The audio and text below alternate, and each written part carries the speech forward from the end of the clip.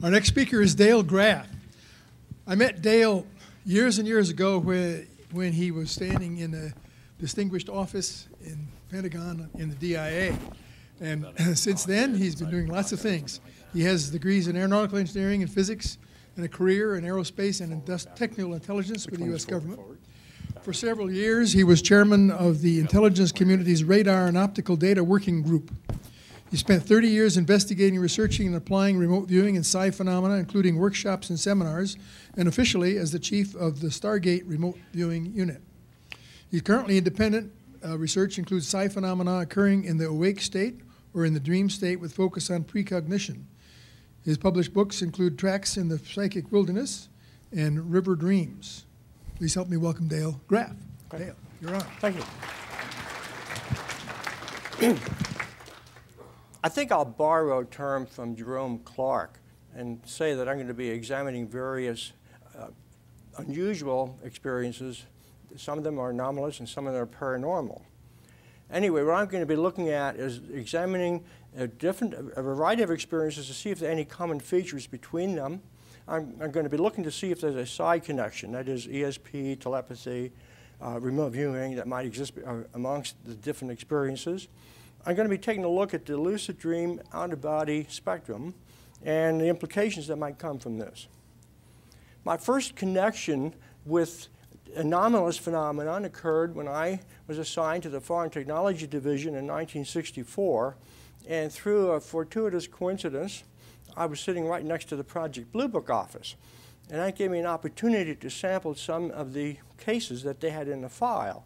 I only could look through several hundred of the many thousands they had there, so I can't really come up with a definitive conclusion, unlike some of the other committees that looked at the same data.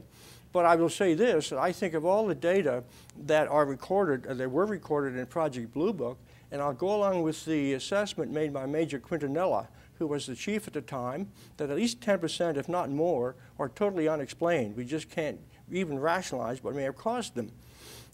While I was at FTD, I had the opportunity to sit next to the UFO hotline phone, which was in the office next to me. And occasionally I would be brought in to help evaluate the calls that were called in from the general public. And through the years that I was sitting there and occasionally looking at some of these reports, I have to say I did not see any that were credible. They were usually hoaxes or misinterpretations of actual data. Nevertheless, I think there are at least 10% of the cases in that file that are truly unexplainable. What was disappointing to me was that the data was rather limited. There were a lot of questions I had, but I couldn't really get into it. For example, there were incidents of out-of-body experiences described. There were unusual physiological effects, and you've heard about some of them here. Some of the people that had these sightings reported spontaneous healings afterwards. Some of them had increased sensitivities, like when individuals report a near-death experience. And of course, there's ample examples of psi phenomenon in there. But I also noticed in the cases I looked at, and also with people that I met in the community, and began exploring this with people locally in the Dayton, Ohio area, that some of the experiencers had trauma in their lives, either past, even present, or some future trauma, and I have examples later. My interest sort of died off about 1968 when I was transferred to Hickam Air Force Base, and I lost interest in the field until I had a near-drowning experience in Hawaiian surf. And when I came back from that experience, I found that the boundaries that I had between consciousness and awake had totally dissolved. I was able to go directly from the awake state into the dream state without ever going to sleep. So suddenly I become aware of being in a dream. And years later I learned that there's a yoga technique called dream yoga where they spend years trying to achieve that particular ability. So this gave me an opportunity to study lucid dreams and the out-of-body experience in great detail. I located people in the community that could do the same. And as we worked with this material, I found there's a lot of archetypal material in there. For those familiar with C.G. Jung and the collective unconscious, you'll know what I mean. But it's basically symbols that don't have a personal connection, that go back in time historic, into ancient myths, mythology, whatever. And I also experienced a lot of archetypal and symbolic dreams, but they had to do with the symbols, ground symbols, discs, and whatever, which I associated with like the mandala, a symbol of connectedness to my subconscious mind. And integration was going on between my consciousness and my subconsciousness. As I worked with people, I found that we actually shared a lot of mutual dreams, whether we wanted to or not. And we experienced a lot of telepathy and precognition. This is during the time frame in the early 1970s when I started to take a deep look at this. One of the interesting things that I found was that those of us that were really looking at dreams would sometimes wake up and there was the dream image still in the room.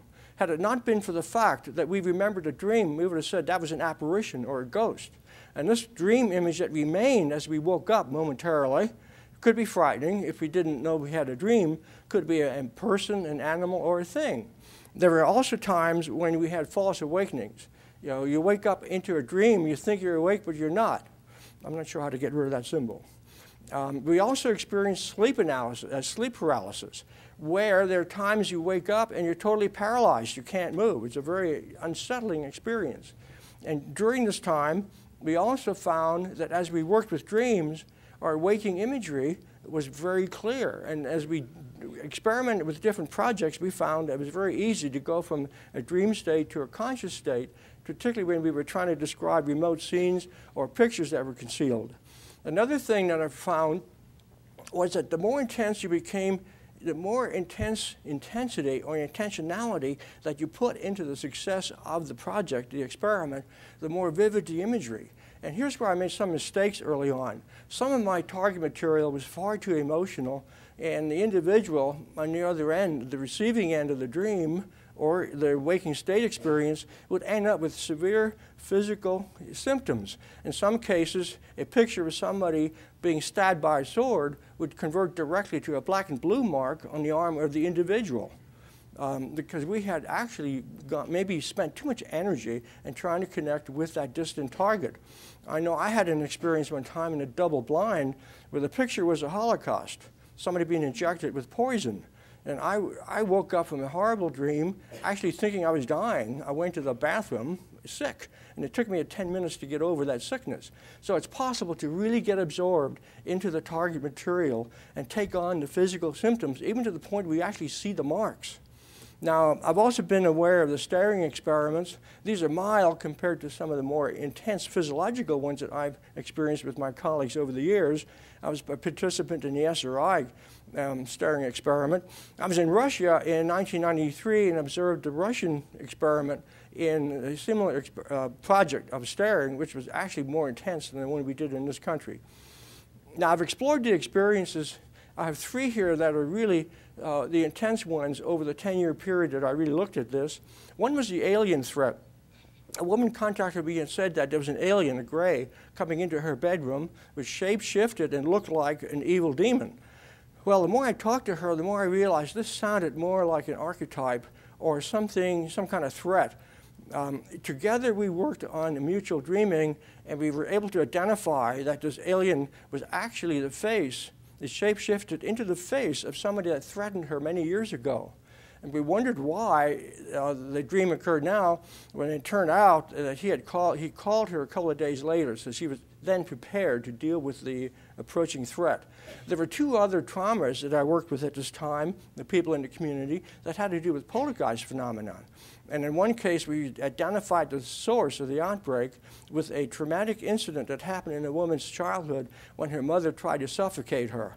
And whenever her mother's birthday came around, she had this poltergeist outbreak where objects flew around the room in her house. In another case, it was a future trauma where the woman experienced poltergeistry of a trauma that she would learn about the next day. Now, in all the work I've done over the years, I've been looking at different experiences. The meditators, people that are going into fasting, people that experience the Kundalini phenomenon, which sometimes occurs through meditation.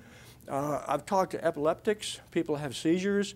I've talked to synesthesic people suffering from crossed senses, a whole host of people that have different kinds of experiences. And these are some of the common experiences they report. There's a rotating, spinning feeling. There are tunnels, there are vortexes, there are tubes they get drawn into. the strong electric and magnetic sensations, the color shifts, going from a vivid gray to a blue that